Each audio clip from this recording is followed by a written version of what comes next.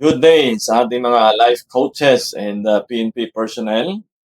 At ngayon ay nais ko po kayong batiin dahil this is our last lesson of 52 weeks journey.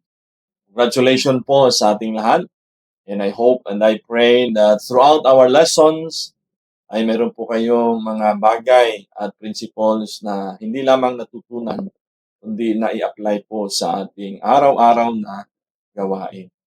And for today's lesson, ang ating pong topic is about establish a healthy boundaries. Gaano ba kahalaga ang pagkakaroon ng pag-set ng boundary, okay? Natin pong mga leader, nating bilang father, bilang nanay, or bilang employee ng ating pong gobyerno. Now, the Bible says in Matthew chapter 5, verse 37, just say a simple, yes, I will, or no, I won't. Gaano ba kahalaga itong pagsabi ng yes or yung pagsabi ng no? Okay? So, most of the time, we are told and asked, directed to say yes. Okay? But, there is an importance and the art of saying no. How will it be beneficial sa ating pong mga may property? Okay? So I hope that you are familiar with this. Ito pong nilalagay natin na instrumento, di kaya ay isang bagay sa ating pong mga property, no? Itong muhon. Okay? PS, private survey, okay? O private surveyor. So makikita po natin ito kung meron tayong property. And ang kahalagahan po nito is to safeguard yung property owner. But there are times na ito din po ay naging dahilan ng, di ba, yung awayan, misunderstanding. Okay? Kapag ka nailipat yan, o di kaya ay mali ang kanyang pagkalagay. Okay?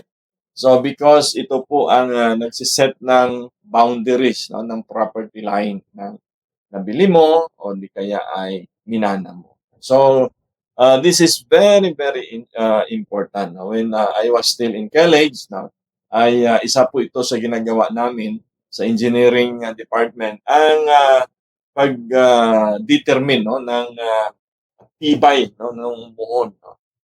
Kami po nagpo-produce niyan by the hundreds and thousands sa laboratory, at ipinamimigay sa ating pong, of course, sa sangay ng gobyerno na gagamit po.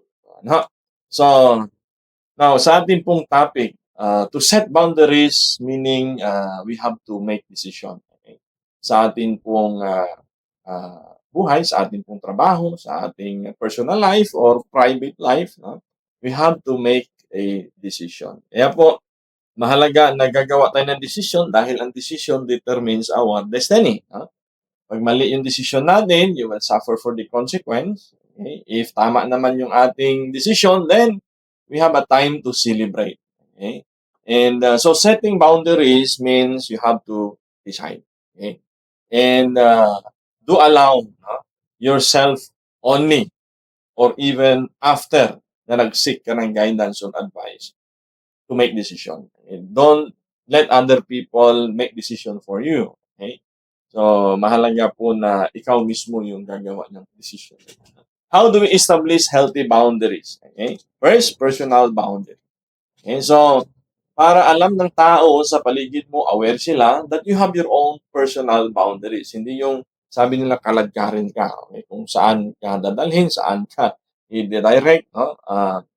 Susunod ka na lang sa ibang tao. You must have your own personal boundaries. Now, set limits to what we can tolerate or accept. So that's personal boundary. So, ikaw ang gagawa niya. You must have it. So, other people would say, ayan, hindi mo matuturo ang magsinungaling yan. Ayan, hindi mo masasabing mangungurakot yan. Mayroon niyang personal standard. Okay? So that people will know and aware that you have your own personal boundaries. Okay? So, foundation. Let's talk about foundation. Our belief and values must be anchored on truth. And second is personal identity, no? To prevent us from confusing our identity with someone else, no? If alam nila na ikaw ay hindi nagko-compromise, pag alam nila na bilang isang tao ikaw ay laging on time, okay? Lagi kang you value your word, okay? So those are your foundation and that becomes your personal identity. So your foundation, your values, your beliefs, okay, that becomes your personal identity. So other people around you ay magiging aware na ikaw, okay, sa iyong personal identity ay hindi ka magsisinungaling or hindi ka mangungupit, okay, or hindi ka magko-compromise or hindi ka nagbibisyo, o di ba? So that becomes your personal identity.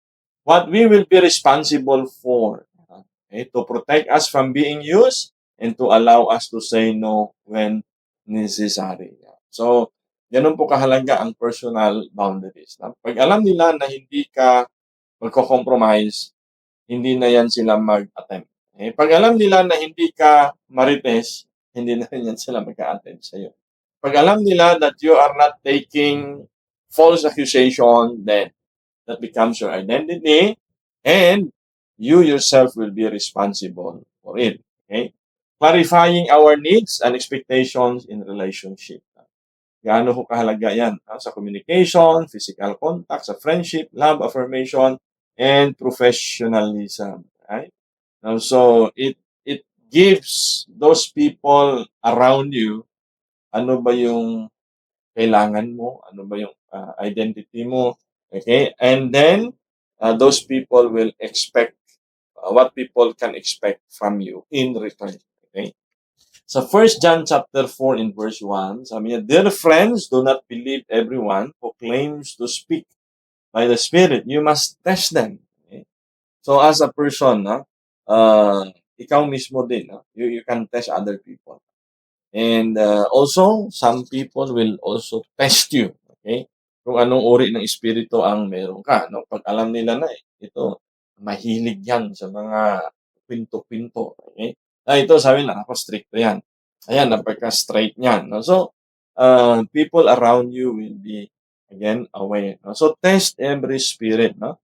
So, even in the Bible, ito po yung sinasabi sa atin, no? Why test the spirit? To see if the spirit they have come, that spirit comes from God. For there are many false prophets in the world. So our boundaries can be our fence. Okay? Yan po yung magwo-wall sa atin. Okay? Pag alam ng mga tao sa paligid natin at hindi ka magsisinungaling, hindi ka nasusuhulan, no, you are actually protecting yourself away from the false spirit. Okay? Let her be mindful of other people's boundaries. So not only you set your boundaries, but respect other people's boundaries. Respect other people's personal space. Yeah? So lalo na kayo, no? Sabihin na, okay, give me some space. Okay? Kundi kaya ay privacy. So that is something that people normally ask or expect from us. Yeah.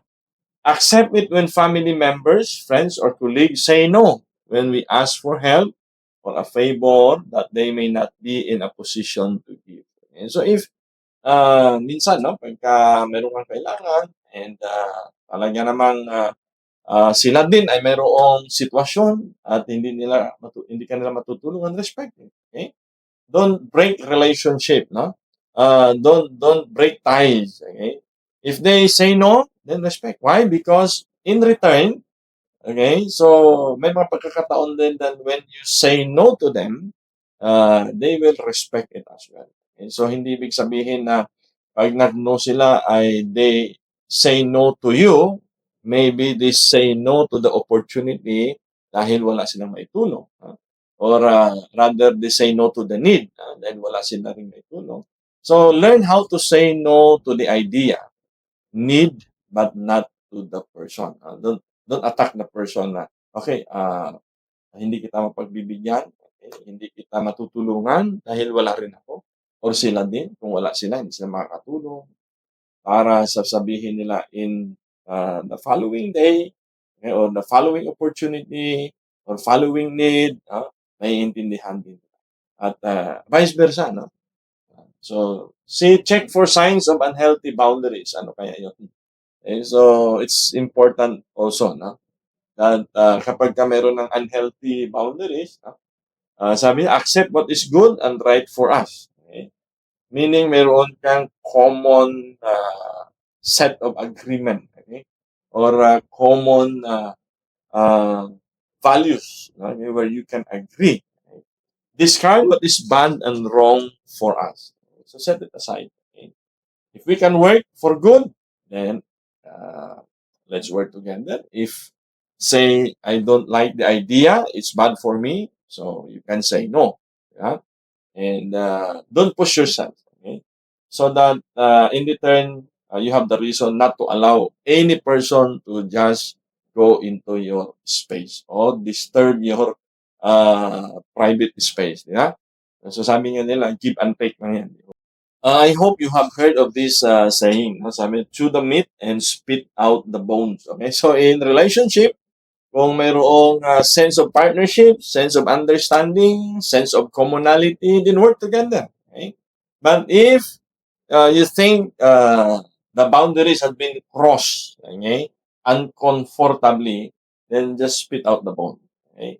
Meaning, say no, keep yourself in distance. No? Kung pinupush ka ng gumawa ng mali, kung tinuturuan ka ng magsinungaling, and that is not your values, okay, just spit out the bones. Okay? Hindi po kailangan hayaan mong ipilit nila yung gusto nila sa iyong sarili. Your life is 100% your responsibility. You cannot just blame other people kung ano nangyari sa buhay mo. The same as when you celebrate, di ba? If you celebrate success, you owe it to yourself. No? Well, thank God kung may mga taong tumulong sa iyo. Thank God kung mayroong mga nagbigay ng idea sa iyo. Di ba? But your life is your 100% responsibility. Stop trying to be someone you are not you. So just be yourself. And don't let anyone steal your dream. So, kaya nga poprotektahan natin yung boundaries natin. Okay? So, kasi may mga taong minsan aabalahin ka lang, dadalhin ka nila doon sa mga vices nila, isasama ka nila sa mga illegal na ginagawa nila. They will be stealing your dreams of having a good family. They will be stealing your dreams of retiring in peace. They will be stealing your dreams of having a good future. So don't allow people to steal your dream.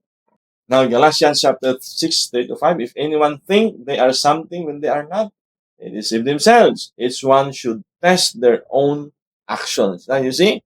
So you are only accountable to yourself and to God. Well, yes, pagdating sa trabaho, we're accountable to the higher-ups, the headquarters. But when it comes to your personal life, you are accountable to yourself. Now, I hope and I pray that on this topic, we will not allow other people to drag us to the evil doings and the evil deeds. Yeah? But rather, we ourselves must be a blessing to other people and other personnel. Well, God bless PNP. God bless my brothers keeper Philippines. God bless our life coaches. May God bless our beloved Canada. To God be the glory. Magandang araw po sa atin.